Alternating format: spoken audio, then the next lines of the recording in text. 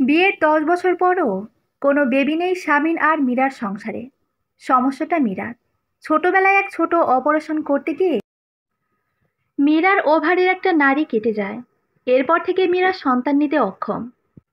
অথচ কথাটি সে জানতে পারে বিয়ের 3 বছর পর, যখন ও আর শামিন পাগলের মতো এক ডাক্তারি থেকে আরেক ডাক্তারের কাছে ছুটে বেড়াচ্ছে বেবির আশায়।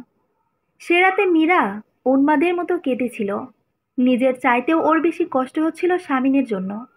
ওর তো কোনো দোষ নেই, কেবল মীরার জন্যই সারা জীবন বাবার ডাকটি শুনতে পাবে না সে। মীরার কেবল মনে হচ্ছিল সে শামিনকে ঠকিয়েছে, অথচ শামিন না থাকলে মীরা হয়তো সে রাতেই মারা যেত। এত ভয়ঙ্কর কথাটি জানবার পরেও সে রাতে শামিন ছিল একদম শান্ত। মীরাকে শক্ত করে জড়িয়ে ধরে ফিস ফিস করে ওর কানে কানে বলেছিল, পাগল, এমন কেউ করে? কতজনেরই তো বাচ্চা হয় না, তারা কি বেঁচে থাকে না?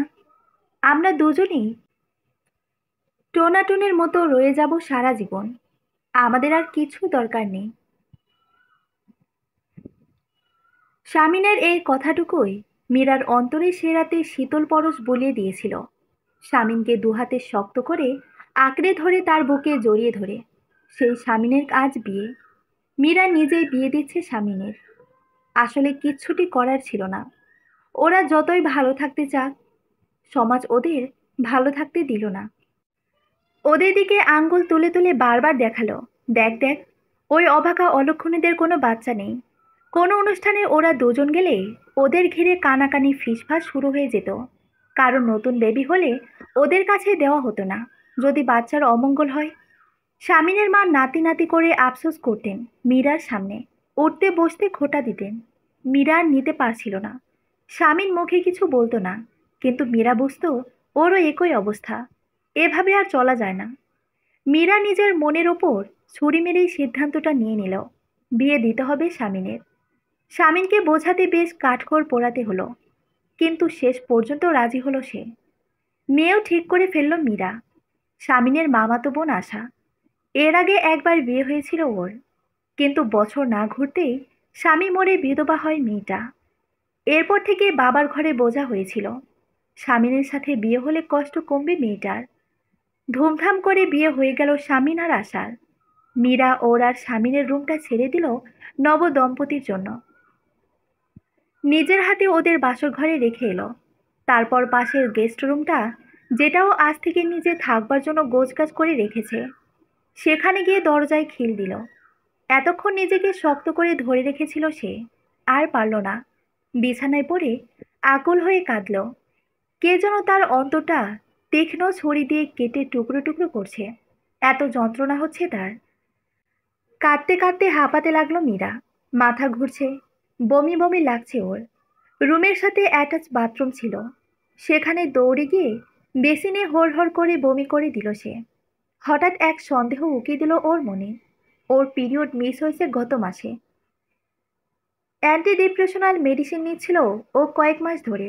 এটাকে সেই মেডিসিনের সাউড এফেক্ট মনে করে খুব একটা গুরুত্ব দেয়নি ব্যাপারটাকে। কিন্তু যদি এটা অন্য কিছু হয়?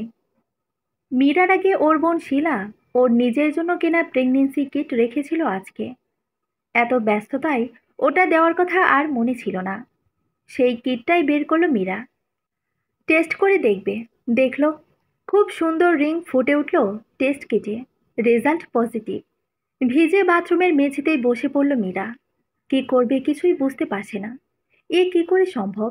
কিভাবে এই কনসিভ করলো? সেই অন্ধকার বাথরুমে একা বসে রইল মীরা সারা রাত। মীরা সকালে রুমের দরজা খুলে বাইরে বেরিয়ে দেখলো স্বামীন দাঁড়িয়ে আছে। মীরাকে দেখেই জড়িয়ে ধরল সে।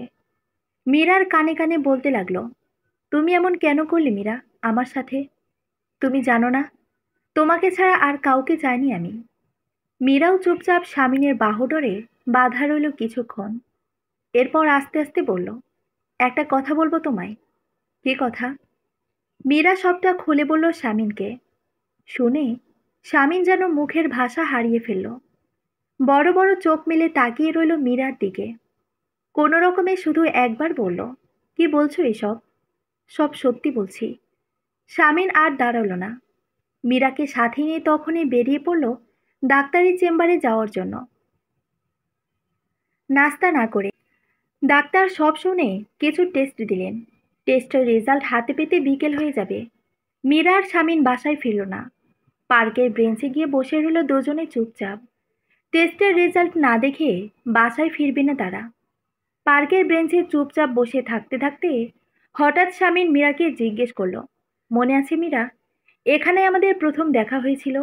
হ্যাঁ, তুমি হুমায়ুন আহমেদের দারুচিনি দ্বীপ পড়ছিলে, আর তুমি হাবাতের মতো এসে জিজ্ঞেস করলে, এখানে একটু বসতে পারি?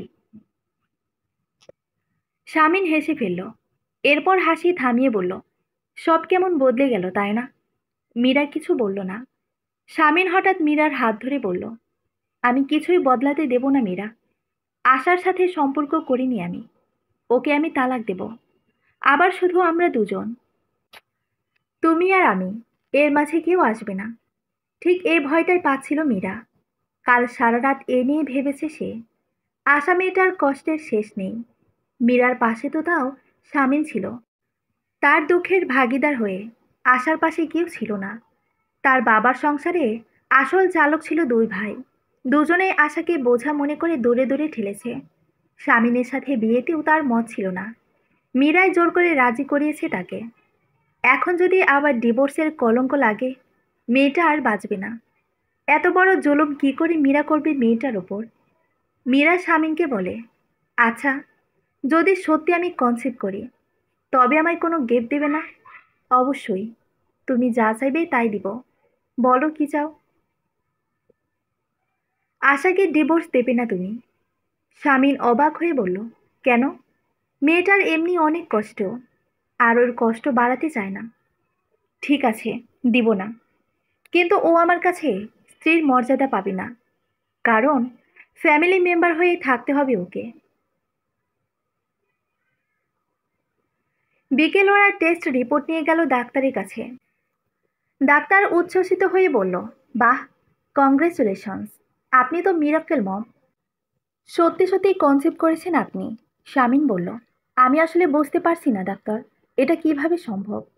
খুবই সম্ভব, যদিও রেয়ার, তবুও এমন কেস ঘটে থাকে। এমনও দেখা গেছে যার মা হওয়ার সম্ভাবনা নেই, সেও গন্ডা গন্ডা বাচ্চা নিয়ে জীবন পার করেছে।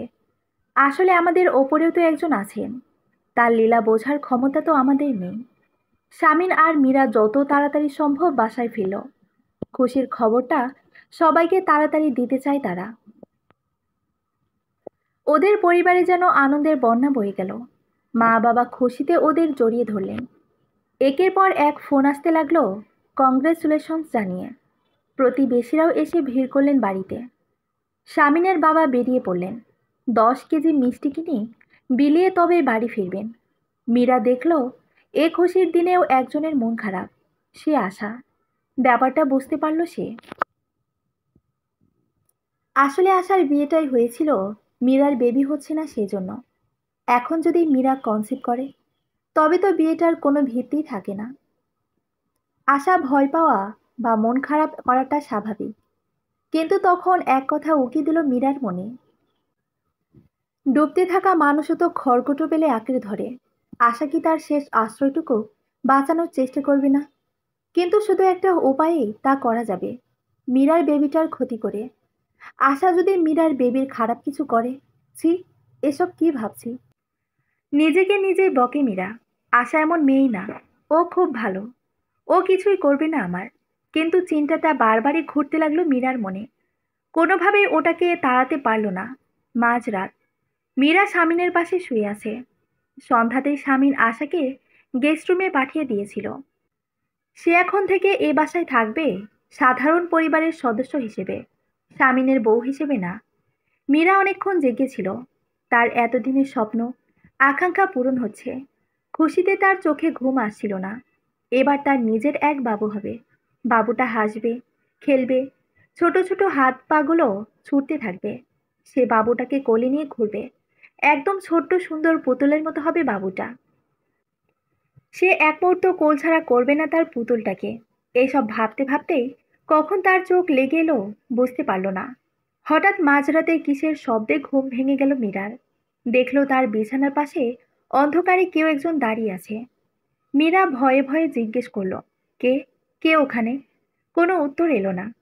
অন্ধকার চোখে একটু সয়ে আসতে ওকে চিনতে পারল মীরা। আশা। এক দৃষ্টিতে মীরার দিকে তাকিয়ে আছে সে। মীরা ভয় পেল, প্রচণ্ড ভয়। ফিসফিস করে বলল, আশা, তুমি কেন এসেছো এখানে?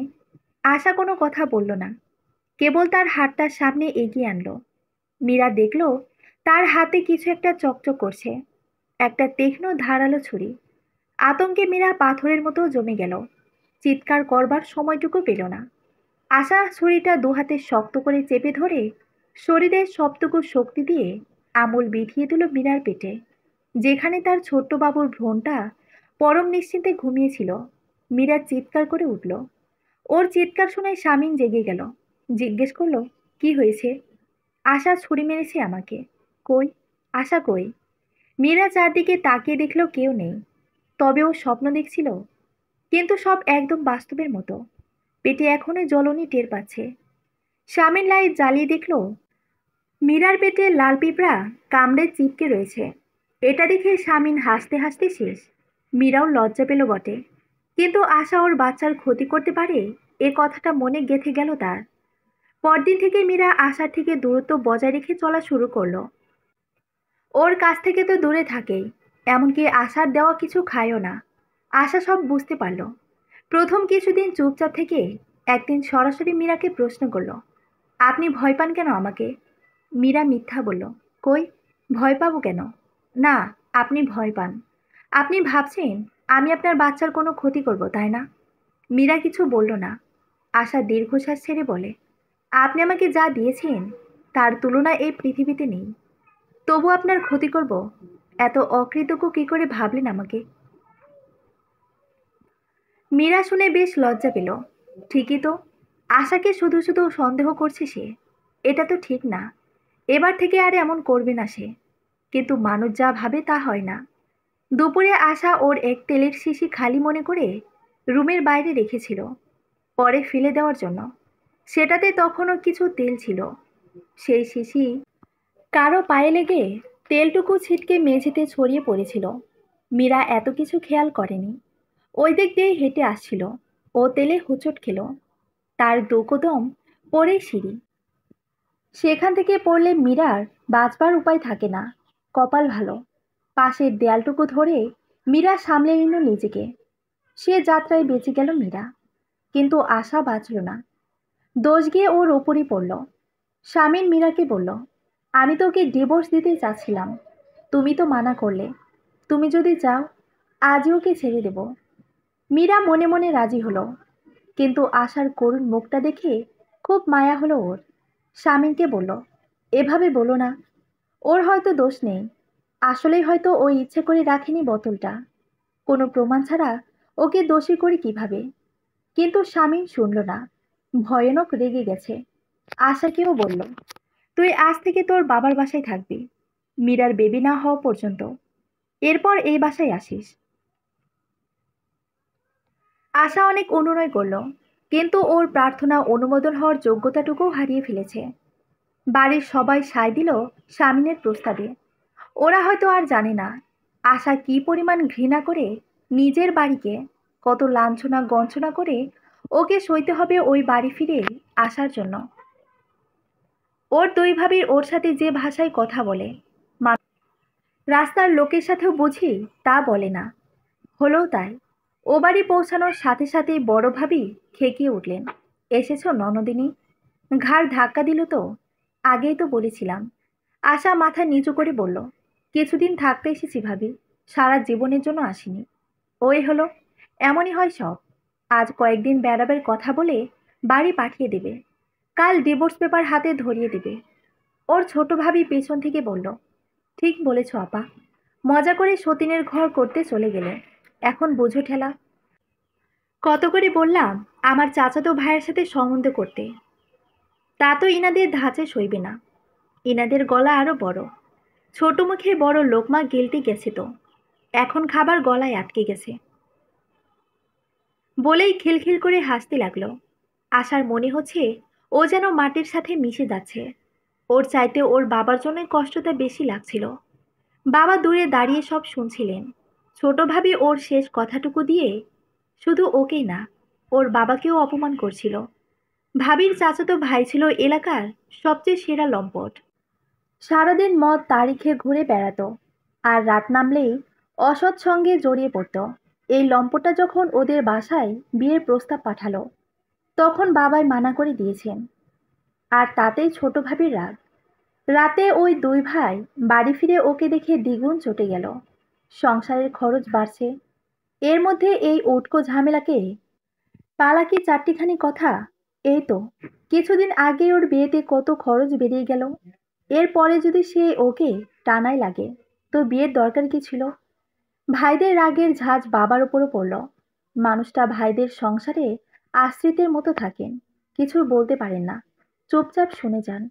আশা মাথা নিচু করে সবটুকু দেখল, শুনল, তার কিছুর বলার ছিল না।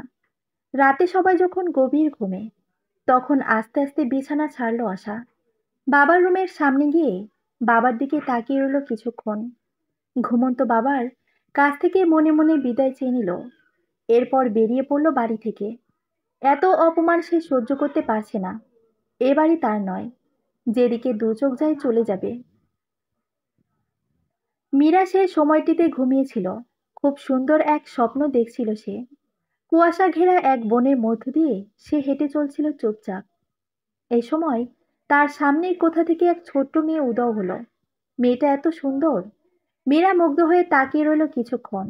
এরপর জিজ্ঞেস করলো, কে তুমি? মেয়েটা কিছু না বলেই ছুটে পালিয়ে গেল। মীরা খুঁজতে শুরু করলো ওকে, কিন্তু এত বড় বন, কোথায় পাবে ওই মেয়েটাকে? একটু দূরে গিয়ে মীরা দেখতে পারল বনের মাঝে এক সুন্দর দিঘি।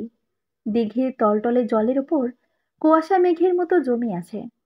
দিঘির পাশেই বসে আছে মেয়েটি, ওর চোখ ভেজা। মীরা ওর পাশে গিয়ে দাঁড়াতেই মেয়েটা ওর দিকে তাকিয়ে বলল, জানেন, আমার যখন খুব মন খারাপ হতো, তখন এই দিঘির পাড়ে এসে বসে থাকতাম। একসময় মা আসতেন, আপনার মতোই আমার পাশে বসে আমাকে সান্ত্বনা দিতেন, বোঝাতেন, মাঝে মাঝে গান গেয়ে শোনাতেন। খুব সুন্দর গানের গলা ছিল আমার মায়ের। আমার মন ভালো হয়ে যেত। মীরা জিজ্ঞেস করলো, তোমার মা তোমায় অনেক ভালোবাসতেন? অনেক। আমার মাই ছিলেন আমার সবচেয়ে ভালো বন্ধু। কোথায় তোমার মা? মারা গেছেন। মীরার খুব খারাপ লাগলো শুনে। জিজ্ঞেস করলো, মাকে মিস করো? করি, অনেক মিস করি। মা ছাড়া কেউ আমাকে ভালোবাসে না, কেউ বুঝতে পারে না আমাকে। কেউ একজনও যদি বুঝতো, তবে এভাবে অসময়ে আমায় মারা যেতে হতো না। কি বলো, তুমি মারা গেছো? না, মারা যাব। আমি তোমাকে মারা যেতে দেব না। মেয়েটা মীরার দিকে তাকিয়ে হাসতে হাসতে বলল, আপনার জন্যই তো মারা যাচ্ছি আমি। আপনি যদি আজ বাড়ি থেকে তাড়িয়ে না দিতেন, তবে আজও হয়তো আমি বেঁচে থাকতাম। কে তুমি? আমি আশা। মীরার ঘুম ভেঙে গেল। চিৎকার করে স্বামীকে জাগিয়ে বলল, আশা মারা যাচ্ছে, ওকে বাঁচাও। উফ, আবার কি শুরু করলে এই মাঝরাতে? স্বপ্ন দেখেছো আবার? স্বপ্ন না, প্লিজ, তুমি একটিবারও খোঁজ নাও। স্বামীন আশার মোবাইলে কল দিল, ফোন সুইচ অফ। মীরার জোরাজুরিতেই এবার আশার ভাইদের ফোন করলো সে। আশার খোঁজ নিতে বলল। আশার ভাইরা ঘুম থেকে উঠে দেখলেন আশা ঘরে নেই। বাসার কোথাও ওকে খুঁজে পাওয়া যাচ্ছে না। খোঁজ করা শুরু করলেন তারা চারপাশে। স্বামীন সব শুনল ফোনে। ওর মুখ কালো হয়ে গেল। ওর পাশেই মীরা মুখ ঢেকে কান্নায় ভেঙে পড়ল। বারবার বলতে লাগলো, আমি মেরে ফেলেছি আশাকে। আশা ততক্ষণে অনেক দূরে চলে এসেছে বাড়ি থেকে। চুপচাপ অচেনা অন্ধকার পৃথিবীর মধ্য দিয়ে হেঁটে চলছিল সে। ও বুঝতেও পারল না সেই নির্জনতার মধ্যে কিছু ভয়ঙ্কর মানুষ ওর পিছু নিয়েছে, ওকে আজ রাতের শিকারে পরিণত করবে বলে। চোখ খুলে মীরা দেখল তার সামনে একজন অচেনা বুড়ো লোক দাঁড়িয়ে আছেন। তাকে জাগতে দেখে তিনি জিজ্ঞেস করলেন, এখন কেমন লাগছে? ঘাড়ে খুব ব্যথা? মনে হচ্ছে ছিঁড়ে যাবে। হ্যাঁ, প্রেশার হাই তো, এরকম ব্যথা করবেই একটু। লোকটার গলায় স্টেথোস্কোপ ঝোলানো। মীরা দেখেই বুঝতে পেরেছিল উনি ডাক্তার। ও চারপাশে তাকালো, দেখলো শামীম জানালার সামনে দাঁড়িয়ে আছে। ওকে জাগতে দেখে ওর সামনে চলে এলো শামীম। মীরা ওকে জিজ্ঞেস করলো, আশাকে কি পাওয়া গেছে? হ্যাঁ, কালকে রাতেই পাওয়া গেছে। তুমি যখন জ্ঞান হারিয়ে ফেলেছিলে তার কিছুক্ষণ পর। কোথায় গিয়েছিল ও? বাইরে চলে গিয়েছিল রাগ করে। ওর বড় ভাই ওকে খুঁজে নিয়ে আসে। এখন ওদের বাসাতেই আছে আশা। ও আচ্ছা। মীরা আর কিছু বলল না। ডাক্তার বললেন, মা, তুমি রেস্ট নাও, আর কিছু নিয়ে টেনশন করো না। তোমার প্রেশার আবার বেড়ে গেলে তোমার বেবির কিন্তু প্রবলেম হবে। মীরাকে একা ঘরে রেখেই বাইরে বেরিয়ে গেলেন ওরা। ডাক্তার ড্রয়িং রুমে গিয়ে স্বামীকে বলল, আশাকে, আমার রিলেটিভ, কালকে ওর হারিয়ে যাওয়ার কথা শুনেই মীরা কাঁদতে কাঁদতে অজ্ঞান হয়ে যায়। ওকে কি আসলে পাওয়া গেছে? না, মীরাকে মিথ্যা বলেছি আমি। হুম, ভালো করেছেন। মীরাকে সত্যিটা বলবেন না এখন।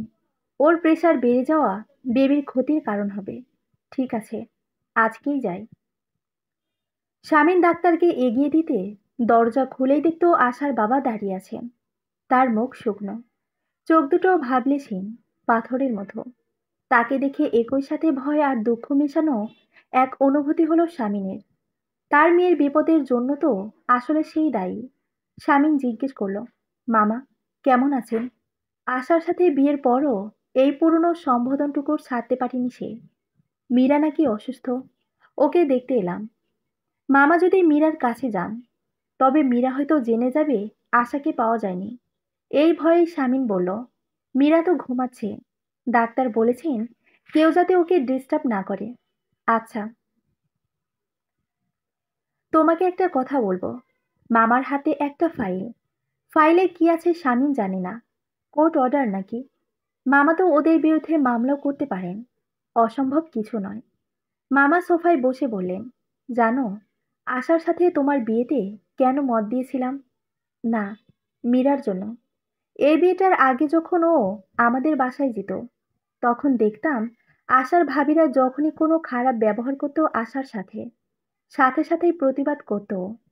আমি তখন মনে করেছিলাম মেয়েটা অন্যরকম, ওর মধ্যে আশার জন্য অনেক মায়া আছে। তাই যখনই মীরা তোমার আর আশার বিয়ের প্রস্তাব নিয়ে আসলো আমার কাছে, আমি রাজি হয়ে যাই। এখন বুঝতে পারছি কত বড় ভুল ধারণা ছিল আমার। মামা, আপনি ভুল বুঝছেন মীরাকে। ওর কোনো দোষ নেই। ওই চাইছিল আশা থাকুক এখানে। আমি জোর করে আশাকে পাঠিয়ে দেই। থাক, তোমাকে আর কোনো ফিরিস্তি দিতে হবে না। তুমি যে বউয়ের সিদ্ধান্ত ছাড়া এক পাও চলতে পারো না, এটা খুব ভালো করেই জানি আমি। এখন বলো, তুমি কি মীরার ভাইদের বলেছিলে যতদিন মীরা আমাদের বাসায় থাকবে ততদিন ওর ভরণ পোষণের সব খরচ তুমি দিবে? জি, বলেছিলাম। এই কথাটি আমি আজ সকালে জানতে পারি। কাল ওর ভাইরা এই কথাটা লুকিয়েছিল আমার কাছ থেকে। ওরা আশাকে খুব অপমান করো এই বলে যে এখন আশার সব খরচ ওদেরই বইতে হবে। ওরা কেন এমন করলো জানো? না, গ্রামে আমার 10 বিঘা জমি আছে। ওরা দুই ভাই জমিটা পুরো নিজেদের মধ্যেই ভাগ করে নিতে চায়। আশাকে এর কোনো অংশ দেওয়ার ইচ্ছে নেই ওদের। তাই ওরা চাইছিল আশার ভরণ পোষণের বিনিময়ে জমিটা যেন পুরোপুরি ওদের নামে লিখে দেই আমি। আমার নিজের ছেলেরাই বেইমানি করছে আমার সাথে। ওরা যে এত নীচ হতে পারে আমি ভাবতেও পারিনি। আশাকেও ওরাই সরিয়ে ফেলেছে। কাল রাতে আশার রুম থেকে আমি চিৎকারের শব্দ শুনেছিলাম। তখন যদি একবার খোঁজ নিয়ে যেতাম, মেয়েটাকে হারাতে হতো না। মামা কেঁদে ফেললেন। নিজেকে একটু সামলে নিয়ে মামা বললেন, যাই হোক, এই ফাইলে আমার ওই জমির সব কাগজপত্র আছে। আশার নামে পুরো জমি আমি উইল করে দিচ্ছি। আশা যদি ফিরে না আসে, তবে এই জমি গ্রামের প্রাইমারি স্কুলের সম্পত্তি হয়ে যাবে। ওর ভাইরা এর এক কানা করেও পাবে না। ওর ভাইরা এখনো এর কিছুই জানে না। আমার বিশ্বাস, জানলে আশার মতো আমাকেও সরিয়ে ফেলবে। তাই লুকিয়েই করছি কাজটা। ফাইলটা আর আমার বাসায় রাখবো না, আমার এক পরিচিতের বাসায় রাখবো। তোমাকে এই কথাগুলো কেন বলছি জানো?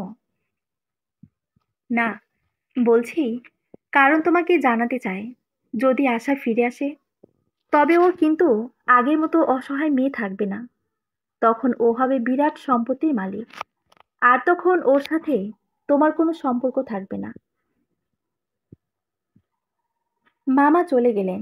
শামীন ভাবতে লাগলো, তার মামা আগে থেকেই প্রচণ্ড রাগী আর জেদি মানুষ। রিটায়ার্ডের পর ছেলেদের সংসারে থাকতে থাকতে তিনি কেমন যেন মিয়ে গিয়েছিলেন। আজ যে তার পুরনো মামাকে দেখতে পেল। শামীনের এখন একমাত্র কাজ মীরার খেয়াল রাখা। আশাকে যে পাওয়া যায়নি, এটা মীরা জানতে পারলে মীরা আবার অসুস্থ হয়ে যেতে পারে। তখন বেবির ক্ষতি হবে। আর বেবির কিছু হলে মীরাকে বাঁচানো যাবে না। আশার বড় ভাই গিয়াস ঘরে বসে সিগারেট টানতে টানতে টিভিতে সিনেমা দেখছিল। ঘরে বসে সিগারেট খেতে খুব ভালো লাগে তার, কিন্তু বাচ্চাদের জন্য খেতে পারেন না। আজ বাচ্চারা বন্ধুর বাসায় গেছে, তাই আজ কোনো বাধা নেই। আবার একটা টান দিতে যাবেন তিনি। এ সময় তার বউ জবা ঘরে ঢুকে রেগে বেগে বলল, তুমি এখানে বসে সিগারেট খাচ্ছ? উফ, আজকে ঝামেলা করো না তো। ছেলেমেয়েরা বাসায় নেই। ধুর, তোমার সিগারেট নিয়ে কে কথা বলেছে? তোমার বাবা সকাল সকাল ফাইল নিয়ে বাইরে গেছেন। মতির মা দেখেছে। দেখো তোমাদের জমি আবার বিলিয়ে দিয়ে আসেন কিনা। গিয়াস তাড়াতাড়ি আজমলকে ফোন দিল। আর দেরি করা যাবে না, হাত নোংরা করতেই হবে। আজমল ফোন ধরেই বলল, বস, এতদিন পর মনে পড়লো আমারে। শোনো আজমল, একটা কাজ করতে হবে। কি করতে হবে আজমলকে বুঝিয়ে দিল গিয়াস। আজমল বলল, টেনশন নিবেন না বস, এমনভাবে কাজটা করব আপনার বাবা কিছু টের পাবে না। ফোন রেখে গিয়াস সিগারেটের লম্বা একটা টান দিয়ে বিছানায় বসে পা নাচাতে লাগলো। আজমলের ওপর তার পুরো বিশ্বাস আছে, ও কাজে কোনো খুঁত রাখবে না। ঠিক সে সময় সেখান থেকে বেশ দূরের এক শহরের এক বাড়িতে হুলস্থুল কাণ্ড ঘটছে। বাড়ির গৃহকর্ত্রী তার ছেলের ওপর চেঁচাতে চেঁচাতে বললেন, মেয়েটা তো এখনো ঘুমাচ্ছে। তোর কি কখনো আক্কেল হবে না আলিফ? এভাবে অজানা একটা মেয়েকে কেউ বাড়ি নিয়ে আসে? আমি কি করব? তোমাকে তো বলেছি ওকে কিভাবে পেয়েছি। ওকে কি ফেলে আসতে পারতাম ওখানে? গৃহকর্ত্রীর মেয়ে হাসতে হাসতে বলল, মেয়েটা কিন্তু খুব সুন্দর ভাইয়া। দেখ, ঘুম ভেঙে আবার মাই হিরো বলে তোর গলা জড়িয়ে ধরায় কিনা। মাইশা, তুই অনেক ফাজিল হয়েছিস। চর দিয়ে তোর দাঁত ফেলে দেওয়া উচিত। দে না, বাম পাটির একটা দাঁত ব্যথা করছে। তুই ফেলে দিলে ডেন্টিস্টের কাছে যাওয়া লাগবে না। ভাই বোনের ঝগড়া মায়ের কানে ঢুকছিল না। তিনি ভাবছিলেন কালকে খুঁজে পাওয়া মেয়েটার কথা। ওপরে ওপরে রাগ দেখালেও মেয়েটাকে দেখে খুব মায়া হলো তার। মেয়েটা এমনভাবে ঘুমাচ্ছে যেন কয়েক রাত ঘুমায়নি সে। মেয়েটাকে কেন বাড়ির বাইরে ছিল কাল রাতে কিছুই জানতে পারেননি। শুধু জানেন কাল রাতে কি ভয়ঙ্কর ঘটনা ঘটেছিল মেয়েটার সাথে। শামিন ঘরে ঢুকে দেখলো মীরা বিছানায় বসে আছে। শামিনকে দেখে বলল, কে এসেছিল? মামা। ও, কোনো কাজে? হ্যাঁ, একটা জমির দলিল দেখাতে। আমার কথা কিছু বলেছেন? দেখতে আসতে চাচ্ছিলেন। আমি ভেবেছিলাম তুমি ঘুমাচ্ছ, তাই আসতে দিলাম না। ঘুমাচ্ছিলাম না আমি, আসতে বললেই পারতে। শামিনের মনে হচ্ছিল এই বুঝি মীরা আসার কথা জিজ্ঞেস করে। কিন্তু মীরা কিছু বলল না।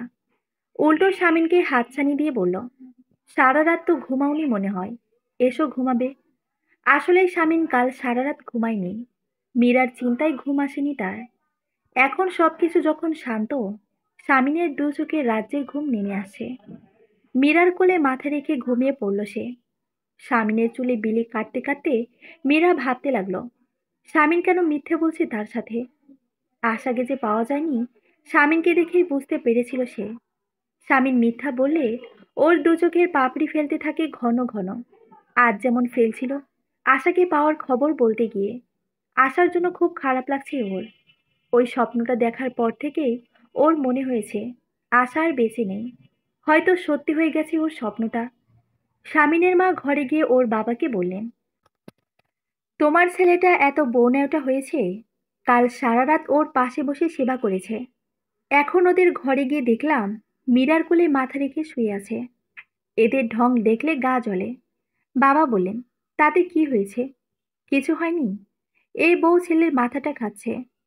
এতগুলো ঘটনা ঘটলো, সবই তো ওরই জন্য। আশার সাথে স্বামীনের বিয়ে দেওয়ার কি দরকার ছিল? ভাইয়ের কাছে মান সম্মান সব গেল আমাদের। মীরার কি দোষ? একটা বাচ্চা নেওয়ার জন্যই তো এই বিয়েটা দিল। তুমি কিচ্ছু বোঝো না। মীরা পুরো কাজটা করেছে ভাইয়ের কাছ থেকে আমাকে ছোট করার জন্য। ওসব নালি টালি কাটা সব মিথ্যা। ইচ্ছা করেই বাচ্চা নেয়নি এতদিন। তোমার কি মনে হয় যেদিন বিয়ে হলো সেদিনই ও টের পেল ওর বাচ্চা হবে? একটা ছোট্ট বাচ্চাকে এ কথা বললেও তো হাসবে। তোমার ছেলেকে পুরো ভেড়া বানিয়ে রেখেছে। কিছু বোঝে না ছেলে। বাবা দীর্ঘশ্বাস ছেড়ে টিভি দেখায় মন দিলেন। তার বউ সারা জীবনই সন্দেহ বাটে। আগে তার পেছনে লাগতো, এখন বউয়ের পেছনে লাগছে। একে প্রশ্রয় দেওয়া ঠিক হবে না। স্বামীনের মা রেগে গিয়ে বললেন, বিশ্বাস করছো না তাই না? দাঁড়াও, আমি প্রমাণ করে দেব সব কথা। মীরা যে ইচ্ছে করে বাচ্চা নেয়নি এতদিন, এটাও বুঝিয়ে দেব। একটু অপেক্ষা করো শুধু। আমার ভাইয়ের সামনে অপমান করার শোধ নেব আমি। আশার জ্ঞান ফিরতে এসে দেখল অচেনা এক বাড়িতে শুয়ে আছে সে। একটা মেয়ে ওকে চোখ খুলতে দেখেই বলল, ঘুম ভেঙেছে, ঘুম ভেঙেছে বলে লাফাতে লাফাতে অন্য ঘরে চলে গেল। আশা এখন একা। কিভাবে এ বাড়িতে আসলো বুঝতে পারছে না। সে কাল রাতে তার সাথে কি ঘটেছিল মনে করার চেষ্টা করলো। গতকাল রাতে ও বাড়ি থেকে বেরিয়ে আসার অনেকক্ষণ পর এক অচেনা জায়গা দিয়ে যাবার সময় টের পায় কিছু লোক ওর পিছু নিয়েছে। খুব ভয় পেয়ে যায় তখনও। পেপারে এতদিন ধরে বেশ রেপ কেস বা অজ্ঞাত তরুণীর লাশ উদ্ধার, এ ধরনের খবরগুলো ওর চোখে আর ভাসতে থাকে। প্রাণপণে দৌড়াতে শুরু করে ও। পেছনের লোকগুলো এবার ছুটে আসতে থাকে ওর দিকে। আশা বুঝতে পারে আজ ওর রক্ষা নেই। বাসা থেকে এভাবে বের হয়ে আসার জন্য নিজেকে নিজেই গালি দিতে থাকে ও। এসব ভাবতে ভাবতে আর প্রাণ বাঁচানোর তাগিদে কখন যে ও হাওয়াতে উঠে গেছে আর কখন যে এক গাড়ির সামনে পড়ে গেছে কিছুই টের পায়নি সে। গাড়িটা সময় মতোই ব্রেক করেছিল, কিন্তু তবুও আশার সাথে ধাক্কা খাওয়া এড়াতে পারল না। ধাক্কা খেয়ে আশা জ্ঞান হারায়। এরপর কিছু মনে নেই ওর। একজন মহিলা ঘরে এসে বললেন, এই তো, ঘুম ভেঙেছে তোমার? বেশ ভয় পাইয়ে দিয়েছিলে। আশা জিজ্ঞেস করলো, আমি কিভাবে এলাম এখানে? মহিলা তো আর বলতে পারেন না। ওর ছেলের গাড়ির সাথে ধাক্কা লেগেই জ্ঞান হারিয়েছে ওর। মেয়েটাকে চিনে না, জানে না। শেষে কোন বিপদে পড়ে কে জানে। তাই মিথ্যে করে বললেন, তুমি রাস্তায় পড়েছিলে, আমার ছেলে তোমাকে নিয়ে এসেছে উঠিয়ে। ও, অনেক ধন্যবাদ আপনাদেরকে। এত কিছু করলেন আমার জন্য। এটা কিছুই না। এখন বলো, তোমাদের বাসা কোথায়? খবর পাঠাতে হবে তো যে তুমি এখানে আছো। আশা ঢোক গিলল। বাসা থেকে তো পালাতে চাইছিল সে। এখন আবার কি সেই বাসা দিয়ে ফিরে যেতে হবে? না, ও আবার ফিরতে চায় না সেখানে। মহিলাটি আবার বললেন, কি হলো, বলো তুমি কোথায় থাকো? আসলে আমার কোনো বাড়ি নেই। মানে? আমি এতিমখানাতে বড় হয়েছি। সেখান থেকেই পড়ালেখা শেষ করে এক স্কুলে জব নেই। আমাদের এলাকার এক প্রভাবশালী লোক আমাকে বিয়ে করতে চান। ওনার স্ত্রী থাকার পরেও আমি বিয়েতে রাজি ছিলাম না, তাই পালিয়ে যাচ্ছিলাম। তখনই ওনার গুন্ডারা আমার পিছু নেয়, আর পালাতে গিয়ে আমি একটা গাড়ির সাথে ধাক্কা খাই। কথাগুলো বলে মন খারাপ হয়ে গেল আশার। একসঙ্গে এতগুলো মিথ্যে কখনো বলেনি সে। মহিলাটি বললেন, আচ্ছা বুঝলাম। কি নাম তোমার? দীপা। শোনো দীপা, তোমার কি কেউ পরিচিত নেই যাকে তোমার খবর জানাতে পারি আমরা? জি আছে, কিন্তু সমস্যা হচ্ছে ওরা, আমি কোথায় একথা জানতে পারলে ওই লোকটিও জানতে পারবে।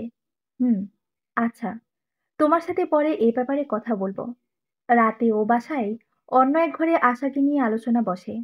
আলিফের মা, যিনি আশার সঙ্গে কথা বলেছিলেন সন্ধ্যায়, আশার ব্যাপারে সব বলেন সবাইকে। শুনে আলিফের বাবা বলেন, মেয়েটার কথাগুলো বিশ্বাস হচ্ছে না আমার। ও ওর আসল পরিচয় দেয়নি। এমনকি ওর নাম যে দীপা, এটা আমার মিথ্যাই মনে হচ্ছে। আলিফ, তুই কালকে মেয়েটার একটা ছবি নিয়ে থানায় জিডি করে আসবি। এদিকে আশার বাবাও আশা হারিয়ে যাওয়ার পর থানায় জিডি করে এসেছিলেন। আলিফ যদি থানায় জিডি করে আসে, তবে পুলিশি তদন্তের আশার আসল পরিচয় বেরিয়ে আসবে। আশাকে ফিরে যেতে হবে ওই বাবার বাসায়, যেখান থেকে পালিয়ে যাবার জন্য ও এত কিছু করলো। এরপর বাকি জীবনটুকু আশাকে ভাইদের সংসারের লাঞ্ছনা গঞ্জনার মধ্যে একা একা নিঃসঙ্গভাবে কাটিয়ে দিতে হবে। এভাবেই হয়তো শেষ হয়ে যাবে আশার গল্প। আশার লাশটি পাওয়া গেল ওদের বাসা থেকে 2 মাইল দূরে, হাওয়ের ধারে। ও নিখোঁজ হওয়ার 5 দিন পর প্রচন্ড পাশবিক নির্যাতনের পর খুন করা হয়েছে ওকে। ওর 2 ভাই একসাথে গিয়ে লাশটি শনাক্ত করলো। পুলিশ পোস্টমর্টেমের জন্য নিয়ে গেল লাশটি। আশাদের বাড়িতে কান্নার রোল পড়ল। আশার বাবা কিছুক্ষণ আফসোস করে কাঁদলেন মেয়ের জন্য। এরপর একদম চুপ করে গেলেন, কোনো কথাই বললেন না আর। অনেকেই কাঁদলো আশার জন্য, স্বামীনও কাঁদলো। ও এসেছিল আশাদের বাসায়, কিন্তু মীরাকে আনেনি। মীরা আশার মৃত্যুর খবর শুনে অসুস্থ হয়ে যেতে পারে, সেই ভয়ে। বাসায় থাকলে মা কিছু বলে দিতে পারে, এই চিন্তায় মীরাকে ওর বোনের বাড়িতে রেখে এসেছে কোনো এক আশার লাশ আসলো কাঠের বাক্সবন্দি হয়ে। তার বাবা শেষ দেখা দেখতে চাইলেন মেয়েকে, কিন্তু দেখতে দেওয়া হলো না। এমনিতেই খুনের জন্য বিভৎস হয়েছিল তো ওর চেহারা, তার উপর পোস্টমর্টেমের কাটাকাটি। বাবা হয়তো সহ্য করতে পারতেন না ওকে দেখে। ওকে না দেখেই শেষ বিদায় জানানো হয়ে গেল। রাতে যখন আত্মীয় স্বজনে ভরে আছে বাড়ি, তখন আশার বড় ভাই গিয়াস দাঁড়িয়ে এক প্রস্তাব করলো। আশার মৃত্যুতে আমার মনও আজ ব্যথিত, কিন্তু এই প্রস্তাব তোলার জন্য এমন উপযুক্ত সময় আর পাবো না আমি। কারণ আপনাদের সবাইকে একসাথে আবার কবে এভাবে পাবো জানি না। আত্মীয়দের উদ্দেশ্যে বলল সে। প্রস্তাবটা হলো, গিয়াস জানতে পেরেছে তার বাবা গ্রামের জমি নাকি স্কুলকে দান করে দেবেন। কেন এমন অবিচার তাদের উপর? তারা কি তার বাবার সন্তান নন? কিছুই কি তারা করেননি বাবার জন্য? বাবা যে এতদিন ধরে রয়েছে তাদের সাথে, কোন অভাবটা অপূর্ণ রেখেছে তার বাবার? তাদের বউরা সারাদিন জান প্রাণ দিয়ে খাটে বাবার জন্য। এ কথাটি বলার সময় 2 বউই মুখে আঁচল চাপা দিয়ে কেঁদে উঠল। বাবার সব আরাম আয়েসের জন্য কত কষ্ট করেছে তারা, তবুও তাদের ওপর কেন এই অবিচার? আচ্ছা, তাদের ওপর না হয় কোনো কারণে নাখোশ তাদের বাবা, কিন্তু তার নাতি নাতনিরা তো রয়েছে। তাদের ভবিষ্যৎ এভাবে নষ্ট করে দেবেন তিনি? তাদের ওপরে কি একটুও মায়া নেই? এতজন রয়েছে আজ একসাথে, সবাই যেন একটু বাবাকে বোঝান এই কথাগুলো। সবাই সায় দিলে গিয়াসের প্রস্তাবে। ভুল কিছু বলেনি তো ও। বাবা প্রথমটায় গো ধরে বসেছিলেন, শেষে সকলের চাপে পড়ে হোক বা ছেলে নাতি নাতনিদের মুখের দিকে তাকেই হোক মেনে নিলেন প্রস্তাবটা। ওই 10 বিঘে জমি তিনি ছেলেদের মাঝে ভাগ করে দেবেন। ছেলেরা খুব খুশি হলো। সে রাতে চিন্তিত মনে ঘুমাতে গেল তারা। কিন্তু আমরা তো জানি আশা দীপা নাম দিয়ে একজনের বাসাতে আশ্রয় ছিল। এখানে কি ঘটল তবে? এই ব্যাপারটি বুঝতে আমাদের আরেকটু পিছনে যেতে হবে। আশার নিখোঁজ হওয়ার পরের দিন আশার বড় ভাই আজমল নামের একজনকে আশার বাবার পেছনে লাগিয়েছিলেন। সে বিভিন্ন জায়গা তত্ত্ব তালাশ করে খবর আনলো বাবা তাদের গ্রামের জমি আশার নামে লিখে দিচ্ছে, আর আশা না থাকলে স্কুল এই জমি পাবে। গিয়াসের মাথায় হাত পড়ল শুনে। কি করবে বুঝতে পারছে না। এর মধ্যে আশার বাসাতে পুলিশ আসলো একদিন। বাবা সেদিন বাড়ি ছিলেন না। পুলিশ জানালো তারা এক মেয়ের খোঁজ পেয়েছে, রাস্তায় অ্যাক্সিডেন্টে করেছিল, এখন এক বাসায় আছে। মেয়েটি ওর নাম বলেছে দীপা, কিন্তু পুলিশের কাছে মেয়েটিকে দেখতে আসার মতোই মনে হয়েছে। তাই খবর এনেছে তারা। মেয়েটার একটা ছবিও এনেছে সঙ্গে। গিয়াস আর বউ দেখেই বুঝতে পারলো এটা তাদের আশা। কিন্তু পুলিশের কাছে তারা ব্যাপারটি চেপে গেল, বলে দিল এই মেয়েটা আশা হতেই পারে না। আর আশায় বা শুধু শুধু নাম চেঞ্জ করে থাকবে কেন? এটা অন্য কেউ। পুলিশ চলে গেলে গিয়াস প্ল্যান বানাতে বসলো। এই প্ল্যানে তার ভাইকেও লাগবে। তাই ছোট ভাই জামিরকে খুলে বলল সবটা। 2 ভাই মিলে ঠিক করে ফেললো কি করবে। আশা যেহেতু নাম পরিবর্তন করে অন্য জায়গায় থাকছে, তার মানে তার বাসায় ফেরার ইচ্ছে নেই। এতে ভাইদের সুবিধেই হলো। আজমলের সাথে পুলিশের কিছু কর্মকর্তার ভালো সম্পর্ক ছিল। সে একদিন খবর আনলো হাইওয়ের ধারে এক মেয়ের লাশ পাওয়া গেছে। মেয়ের মুখটা এমনভাবে থেতলে দেওয়া হয়েছে যে চেনা যাচ্ছে না। দু ভাই লুফে নিল এই সুযোগ। লাশের কাছে গিয়ে বলল এটাই তাদের আশা। বিভিন্ন প্রশ্ন যে ওঠেনি তা নয়, সবচেয়ে বড় প্রশ্ন এতদিন কোথায় ছিল আশা। সন্দেহের তীর তো দুই ভাইয়ের দিকেই যায়। কিন্তু এ সময়ে বড় বউ সবচেয়ে বড় খেলাটি খেললেন। আশা বাড়ি ছাড়ার আগে তার বাবাকে একটা চিঠি লিখে যাবার টেবিলে রেখে গিয়েছিল।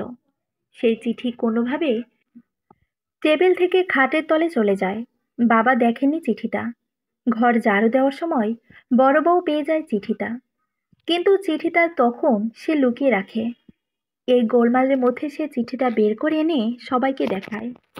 সেখানে আশা তার বাবার কাছে ক্ষমা চেয়ে লিখেছে সে নিজের ইচ্ছাতে বাড়ি ছেড়ে চলে যাচ্ছে। বাবা যেন দুশ্চিন্তা না করেন। এই চিঠিতেই বোঝা যায় দু ভাই নির্দোষ। এ নিয়ে খুব বেশি ঘাটাঘাটি হয় না আর। এদিকে আসল আশা তখন এসবের কিছুই জানে না। সে তখন অন্য এক বাড়িতে আশ্রয়ে। বাড়ির গৃহকর্ত্রী জাহানারা বেগম আশা সুস্থ না হওয়া পর্যন্ত ওকে এ বাসাতেই থাকতে বলেছেন। কিন্তু ইদানিং একটা জিনিস ভালো লাগছে না তার। তার ছেলে আলিফ আশার দিকে যেন একটু বেশি নজর দিচ্ছে। কারণে অকারণে ওর রুমে চলে যায়। ঘন্টার পর ঘন্টা গল্প করে। তিনি বাধা দেওয়ার চেষ্টা করেন, কিন্তু লাভ হয় না। খুব ভয় লাগে তার। জোয়ান ছেলে, এমন যুবতী মেয়ে ঘরে থাকলে যে কোনো সময় অঘটন ঘটতে পারে। তিনি রাতে না ঘুমিয়ে বারবার ছেলের ঘরে উঁকি মারেন, ছেলে নিজের ঘরে আছে কিনা দেখার জন্য। আশাও বুঝতে পারে আলিফ যেন একটু বেশি ঝুঁকে পড়ছে আলিফের দিকে। আশা ওকে প্রশ্রয় দিতে চায় না, কিন্তু ওরও কেন যে ভালো লাগে আলিফের সঙ্গ। আলিফের কথা, হাসি সবই এত সুন্দর। ভালো লাগে আশার। আলিফ না আসলে ওর প্রতীক্ষায় বসে থাকতো সে। আর আলিফ আসলে বুকের ভেতর এক অদ্ভুত সুন্দর কেমন করা ভাব জেগে ওঠে।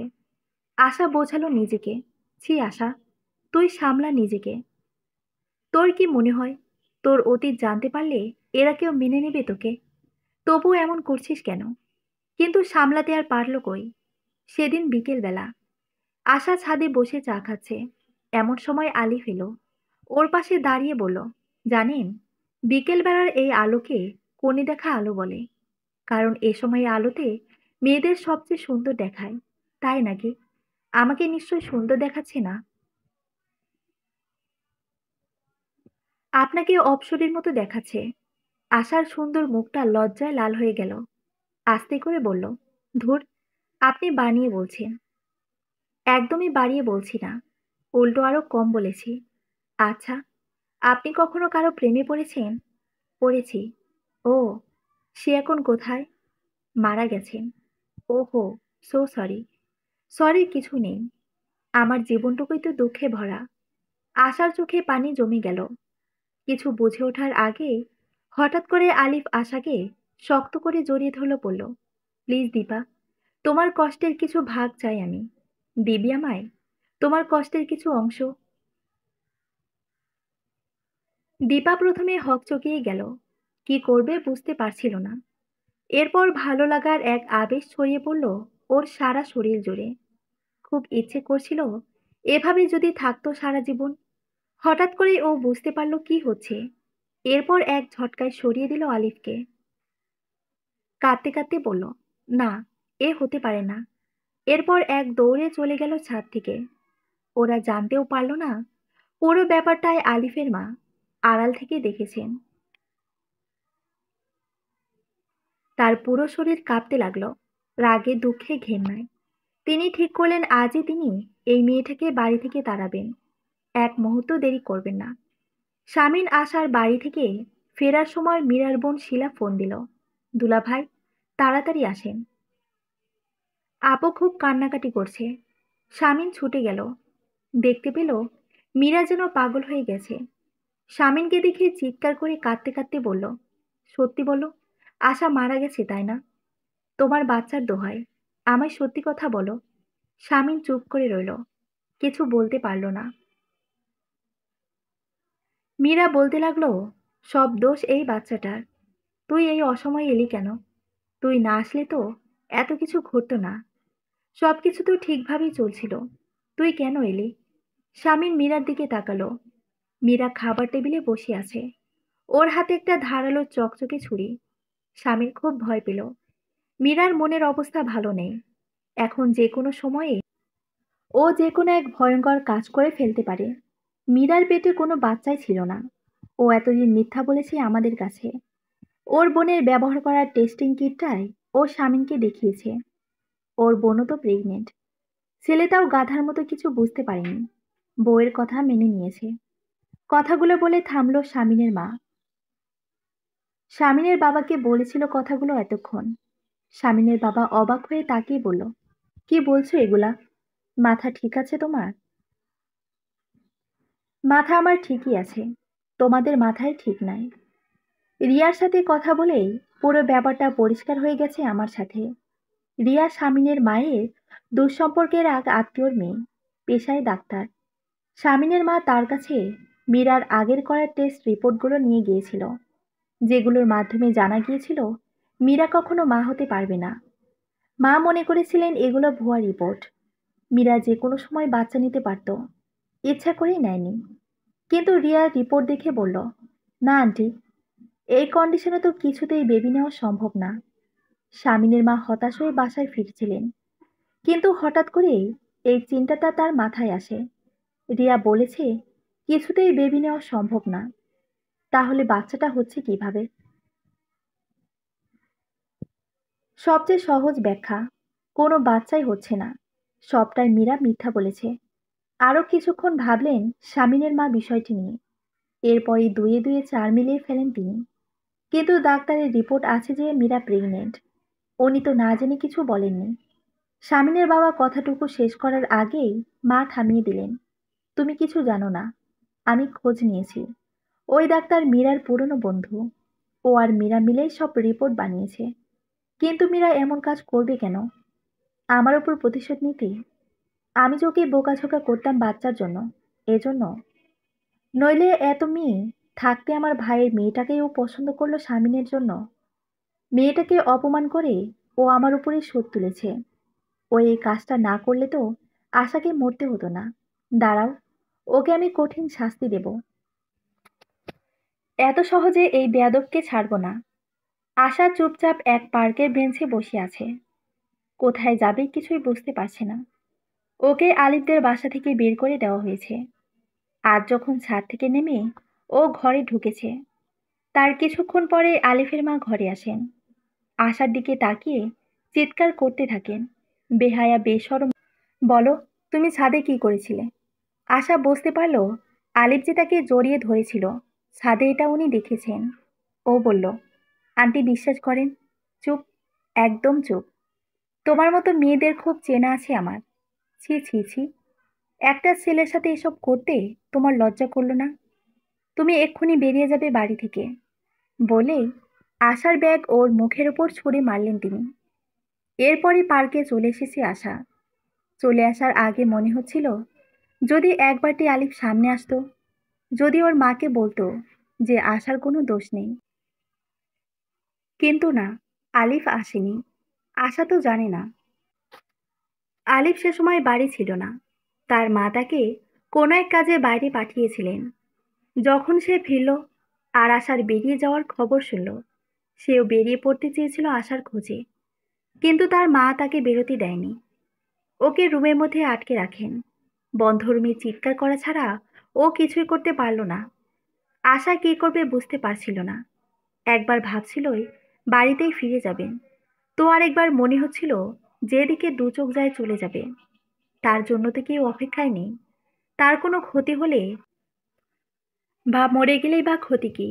এসব যখন ভাবছি আশা, তখনই তার পাশে এক বৃদ্ধ লোক এসে বসলেন।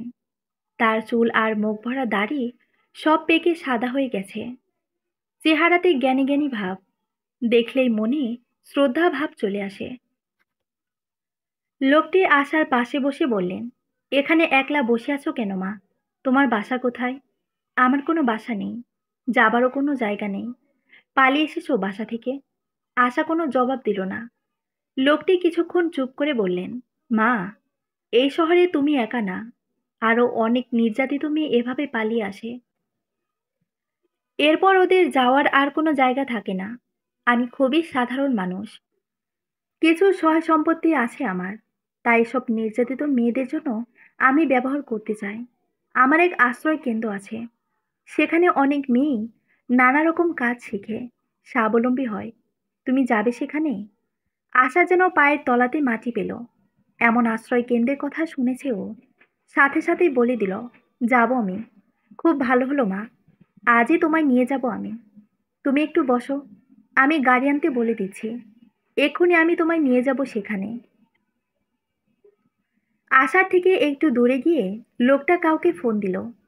এরপর ফিসফিস করে বলল, টাকা রেডি, নতুন জিনিস নিয়ে আসছি। মীরা ঘুমিয়ে আছে, ওর হাত পা বিছানার সাথে বাঁধা, এছাড়া কোনো উপায় ছিল না। খুব পাগলামি করছিল ও। একটা ছুরি নিয়ে নিজের পেটে ঢুকিয়ে দিতে চাচ্ছিল। তখনই যদি শিলা আর স্বামীন ওকে না থামাতো, তবে ওকে আর বাঁচানো যেত না। এরপরে মীরার হাত পা বিছানার সাথে বেঁধে ফেলা হয়। এরপরও পাগলামি কমে না মীরার, চিৎকার চেঁচামেচি করতে থাকে, কিছুই খেতে চায় না। এদিকে ওর শরীরও খারাপ হচ্ছে ধীরে ধীরে, গা প্রচন্ড গরম, যা খায় তাই বমি করে ফেলে দেয়। অবস্থা খারাপ দেখে স্বামীন ডাক্তার নিয়ে আসে। ডাক্তার দেখে বলেন, ওর অবস্থা একদমই ভালো না, আজই হাসপাতালে অ্যাডমিট করুন ওকে। আপনাকে কত করে বললাম, ও শক পায়, এমন কাজ করবেন না, তাহলে মা আর বাচ্চা দুজনেরই ক্ষতি হবে। তবুও সে কাজটি করেই বসে আছেন। ঘুমন্ত মীরার পাশে বসে আছে স্বামী। অ্যাম্বুলেন্সে ফোন দেওয়া হয়েছে, কিছুক্ষণের মধ্যেই চলে আসবে। এর মধ্যেই মীরা চোখ মেলে তাকালো। স্বামীনকে এভাবে বসে থাকতে দেখে খুব খারাপ লাগলো ওর। আস্তে আস্তে বলল, তোমাকে খুব কষ্ট দিচ্ছি না? না তো, কষ্টের কি আছে? তুমি চিন্তা করো না, একদম সব ঠিক হয়ে যাবে। তোমাকে অনেক ভালোবাসি স্বামী, আমি খুব ভাগ্যবতী, তোমার মতো স্বামী পেয়েছি। মীরার চোখে পানি। স্বামীন কিছু বলবে ওকে, এরই মধ্যে ওর মা ফোন করলো। ফোন ধরতেই মা জিজ্ঞেস করলেন, কই তুই? মীরার বোনের বাসায়। মীরা খুব অসুস্থ। অসুস্থ না, সব মিথ্যা। তুই ওই ডাইনিকে আজকে এক্ষুনি তালাক দিবি, আর যদি না দিস তবে তোর মাকে আর কোনোদিন দেখতে পারবি না। একদম চুপ, তোকে এখানে বিক্রি করে দেওয়া হয়েছে। আমরা যা করতে বলবো তাই করবি তুই, আর তা না করলে তোদের কিভাবে সোজা করতে হয় জানা আছে আমার। আশাকে কথাটি বলেই কবিতা চাবুক হাতে নিল। তিনি এখানকার সর্দারনি।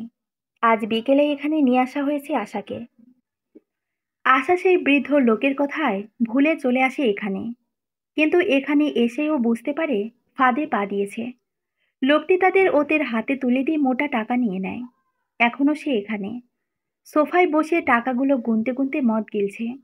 আশা ওর সামনে গিয়ে কাঁদতে কাঁদতে বলল, আপনাকে এত বিশ্বাস করে এসেছিলাম, তার এই প্রতিদান দিলেন?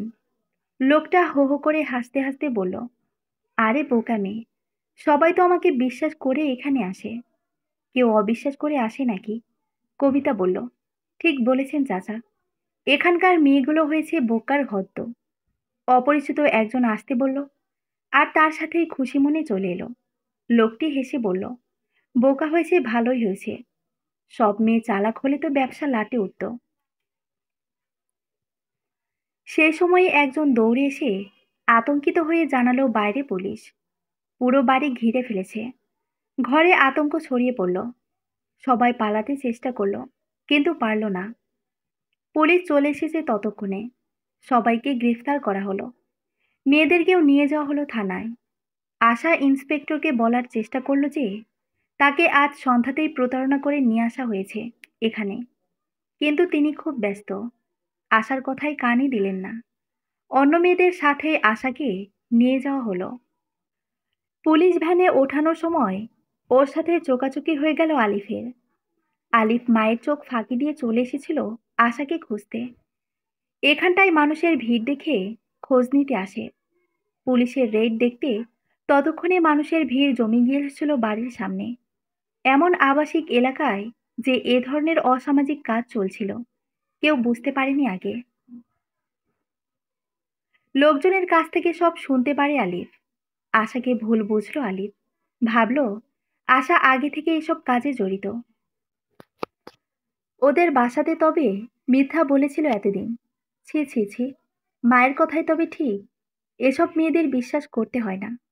আশার দিকে প্রচণ্ড ঘৃণার দৃষ্টিতে তাকিয়ে রাস্তার উপর একদলা থুতু ছুঁড়ে ফেলেছে চলে আসলো ওখান থেকে। আশাও যা বোঝার বুঝে নিল। থানায় যাওয়ার পর আশা ইন্সপেক্টরের সাথে কথা বলার সুযোগ পেল।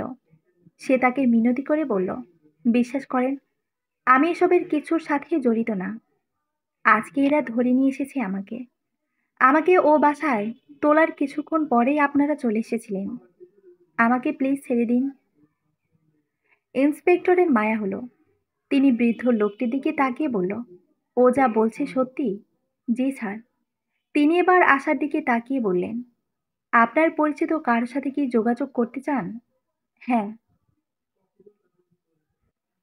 ইন্সপেক্টর ফোন এগিয়ে দিলেন। আশা ওর বাবাকে ফোন করলো। আশার বাবা তখন হাসপাতালে। মীরাকে হাসপাতালে নেওয়া হয়েছে। খুব খারাপ অবস্থা ওর। স্বামীর এই প্রথম মায়ের অবাধ্য হয়ে বাড়ি ফিরে যায়নি। মীরার সাথে ও আছে সব সময়। মীরার কথা বলতে খুব কষ্ট হচ্ছিল, তবুও কোনো রকমে বলল, মামাকে একটা কথা বলতাম, তার কাছে আমাকে নিয়ে যেতে পারবে? মীরার তো এখন চলাফেরারই ক্ষমতা নেই, কিভাবে যাবে ও? স্বামিনী আশার বাবাকে গিয়ে নিয়ে আসলো। মীরা তাকে বলল, মামা, আমি অনেক বড় অপরাধ করে ফেলেছি, আপনি আমাকে ক্ষমা করে দিন। মামা মীরার মাথায় হাত বুলিয়ে বলল, মা, আমার এক মেয়েকে আমি হারিয়েছি, তোমাকে হারাতে দেব না। তুমি সুস্থ হয়ে ওঠো। আপনার মেয়ের উপর যে অবিচার আমি করেছি, এটা তার পরিণাম। আমি আর ভালো হব না। এ সময় মামার কাছে আসার ফোন আসলো। মামা আর শামীম দুজনেই থানায় ছুটে যান। ইন্সপেক্টরের কাছ থেকে সব কথা শোনেন। এরপর ইন্সপেক্টরকেও তাদের সব কথা জানান। থানা থেকে ছেড়ে দেওয়া হয় আশাকে। তারা হাসপাতালে ছুটে যায় সবাই। মীরা বারবার করে বলে দিয়েছিল আশাকে যেন তারা প্রথমে তার কাছে নিয়ে আসে। মীরা আশাকে দেখেই কেঁদে ফেলল। ফিসফিস করে বলল, বোন, তুমি বেঁচে আছো? তোমার উপর কত অবিচার করেছি আমি, এর শাস্তি ভোগ করছি, দেখো। আশা কেঁদে ফেলে বলল, আপনি আমার উপর কোনো অবিচারই করেননি, এ সবই আমার ভাগ্য। আপনি সুস্থ হয়ে উঠুন। না বোন, আমি আর সুস্থ হব না। তুমি আমায় ক্ষমা করে দিও, আর আমার সংসারটুকু আগলে রেখো। মানে? মীরা স্বামীনের দিকে ফিরে বলল, তুমি আমায় ছুঁয়ে প্রমিস করো, আমি চলে গেলে তুমি আশাকে স্ত্রীর মর্যাদা দিবে। করো প্রমিস। মীরা, তুমি সুস্থ হও আগে। মীরা রেগে গিয়ে বলল, আমায় প্রমিস করো। স্বামীনের কোনো উপায় ছিল না। সে মীরার হাত ছুঁয়ে প্রতিজ্ঞা করল। মীরার মুখে এবার তৃপ্তির হাসি ফুটল। এরপর হঠাৎ করে জোরে জোরে শ্বাস নেওয়া শুরু করলো সে, যেন শ্বাস নিতে কষ্ট হচ্ছে। ইসিজি মেশিনও জোরে সাউন্ড করা শুরু করলো। ডাক্তার নার্সরা দৌড়ে এলেন। স্বামীর মীরার হাত শক্ত করে চেপে ধরে চিৎকার করে বলল, তোমার কিছু হতে দেব না আমি, তোমাকে কোথাও যেতে দেব না। আশা আধ হাত ঘোমটা টেনে বিছানায় বসে আছে। খুব লজ্জা লাগছে ওর। ওকে ঘিরে আছে মেয়েদের দল। একটু পরে স্বামীন ঢুকলো ঘরে। ওকে দেখে মেয়েরা সবাই বের হয়ে গেল একে একে। স্বামীন আশার পাশে বসে বলল, সবাই তো তোর কাছে ক্ষমা চেয়ে নিয়েছে, আমি বাদে। আমাকে কি ক্ষমা করা যায়? আশা মুখ তুলে স্বামীনের দিকে তাকালো। ওর মনে পড়ে গেল বেশ কয়েক মাস আগের কথা। সেদিন ওরা সবাই ছিল মীরার পাশে, হাসপাতালে। মীরার হার্টবিট কমে যাচ্ছিল। ও আশাকে ওর সংসারের ভার দিতে দিয়েছিল। স্বামীনকেও প্রতিজ্ঞা করিয়ে নিয়েছিল আশাকে স্ত্রীর মর্যাদা দেওয়ার। এরপর মীরার শ্বাসকষ্ট শুরু হলো। ডাক্তাররা ছুটে এলেন, কিন্তু মীরাকে দেখেই মাথা নাড়াতে লাগলেন। কোনো আশা নেই। স্বামীন পুরো সময়টাতে মীরার পাশে ছিল, মীরার হাতটুকু নিজের হাতের মধ্যে নিয়ে। যখন ডাক্তাররা বললেন আর কিছু করার নেই, সবাই অপেক্ষা করছে মীরা চলে যাওয়ার, ঠিক সে সময়টায় স্বামীর মীরার কানে কানে কে যেন বলল। এরপরই একদম সিনেমার গল্পের মতো হঠাৎই চোখ মেলে তাকালো মীরা। ওর হার্টবিট বাড়তে লাগলো আস্তে আস্তে। ডাক্তাররা অবাক হয়ে চিৎকার করে উঠলেন, কি অদ্ভুত, কি অদ্ভুত। তারপর মীরা সুস্থ হয়ে উঠতে লাগলো ধীরে ধীরে। ডাক্তার, নার্স, আশার বাবা, আশা সবাই একবার করে জিজ্ঞেস করেছিল স্বামীকে ও মীরার কানে কানে কি বলেছিল, কিন্তু স্বামীর মুখ খোলেনি। স্বামীনের মা অবশ্য বলেছিলেন সবটাই মীরার ঢং। তবে এরপর আর কখনোই মীরাকে ডিভোর্স দেওয়ার কথা তোলেননি তিনি। অবশ্য সবটাই যে সুন্দর হলো তা না। মীরার বেবিটা মারা গেল। মীরা যখন এই খবরটা শুনল, খুব ভেঙে পড়েছিল সে। আশা সে সময় রাত দিন খেটেছে মীরার জন্য। ওর পাশে থেকে ওর সাহস জুগিয়েছে। ওর সেবাতেই আস্তে আস্তে সুস্থ হয়ে উঠল মীরা। হাসপাতাল থেকে রিলিজের দিন মীরা আশাকে তাদের বাসায় নিয়ে যেতে চাইল। তার খারাপ ভাইদের কাছে আর তাকে ফিরে যেতে দেবে না। কিন্তু আশা কিছুতেই যাবে না। স্বামীন আর মীরার সংসারে আবার তৃতীয় পক্ষ হয়ে ঢুকতে চায় না সে। মীরাও নাছর বান্দা, আশাকে ছাড়বে না। শেষে আশা আর মীরাদের সাথে থাকতে রাজি হলো, তবে এক শর্তে, আশাকে ডিভোর্স দিতে হবে স্বামীনের। মীরা প্রথমে রাজি হচ্ছিল না, কিন্তু আশাও জেদ ধরে থাকলো। শেষ পর্যন্ত মেনে নিল মীরা। আশা মীরাদের বাসাতে গিয়ে উঠল। কিছুদিনের মধ্যে ডিভোর্স হয়ে গেল স্বামীন আর আশার। এদিকে আশার বাবা তার গ্রামের সেই 10 বিঘা সম্পত্তি শেষ পর্যন্ত আশার নামই লিখে দিলেন। তাদের ভাইদের বিরুদ্ধে মামলা হলো। তাদের আরো কিছু অপকর্মের জন্য মামলা চলছিল তাদের নামে। সব মিলিয়ে জেরবার অবস্থা তাদের। এক সকালে পুলিশ এসে ধরে নিয়ে গেল দুই ভাইকে। দুই ভাইয়ের বউ কাঁদতে কাঁদতে বাপের বাড়ি চলে গেল। যেদিন তাদের স্বামীরা ছাড়া পাবে, সেদিনই তারা শ্বশুর বাড়ি ফিরবে। মীরা একদিন স্বামীকে বলল, আশার তো বিয়ে দেওয়া উচিত। কতদিন আর এমন একা একা থাকবে বেচারি। স্বামীনও সায় দিল। এক বিকেলে মীরা আশার কাছে এসে বলল, আসো, তোমাকে একটু সাজিয়ে দেই, কয়েকজন দেখতে আসবে তোমাকে। আশা চমকে উঠে বলল, কি বলো ভাবি, আমি বিয়ে করব না। আরে, দেখলেই কি আর বিয়ে হয়ে যায় নাকি? তুমিও ছেলেকে দেখবে, পছন্দ হলে হ্যাঁ বলবে, না হলে নাই। সন্ধ্যায় ছেলের বাড়ির লোকজন আসলো। আশা ট্রে হাতে ঘরে ঢুকে ছেলেকে দেখেই ভয়ানক চমকে উঠল। আলিফ হাসি মুখে তাকিয়ে আছে ওর দিকে। আশা অবাক হয়ে ভাবল, আলিফ তার পরিচয় জানল কি করে? আশা তো আর জানে না মীরা আর স্বামিনী যোগাযোগ করেছিল আলিফের ফ্যামিলির সাথে। মীরাকে আশা ওর পালিয়ে যাওয়ার পর ঘটা সমস্ত ঘটনাই জানিয়েছিল। আলিফদের বাড়িতে আশ্রয় নেওয়ার কথাও। আশার জন্য পাত্র খুঁজতে গিয়ে প্রথমে মীরা আর শামীম আলিফের খোঁজ করে। ওদের বাড়ির ঠিকানা পাওয়া গেলে একদিন দুজন মিলে চলে যায় ওদের বাসায়। ওদেরকে আশার সমস্ত কাহিনী খুলে বলে। এরপর আশার সাথে বিয়ের প্রস্তাব দেয়। আশার কাহিনী শুনে খুব মায়া হয় ওদের। বিয়েতে আর কেউই অমত করে না। আশাকে অবাক করে তাকিয়ে থাকতে দেখে আলিফের মা হেসে বললেন, মেয়ে তো আমাদের দেখাই আছে, আজকে বিয়ের দিনক্ষণ ঠিক করে ফেলি। আমাকে মাফ করবেন সবাই, এ বিয়ে আমি করতে পারবো না। বলেই আশা তার রুমে চলে গেল সবাইকে অবাক করে দিয়ে। মীরা আশার রুমে গিয়ে বলল, কি ব্যাপার আশা, তুমি না ছেলেটাকে পছন্দ করতে, আজ এমন কেন করলে? আশা চোখে পানি নিয়ে বলল, করতাম ভাবি, কিন্তু ওদের বাসা থেকে আমাকে কিভাবে তাড়িয়ে দেওয়া হলো তুমি তো দেখোনি। তাও মানলাম ওর মা ভুল বুঝে এমন করেছে, কিন্তু ও আমাকে পুলিশের ভ্যানে যেভাবে থুতু ছিটিয়েছিল তা আমি ভুলতে পারবো না। কেউ কাউকে ভালোবাসলে এমন করতে পারে ভাবি? আচ্ছা ঠিক আছে, বিয়েটা তো তোমারই। তোমার মত না থাকলে বিয়েটা তো আর হবে না। আমি না করে দিই ওদের। মীরা চলে গেল।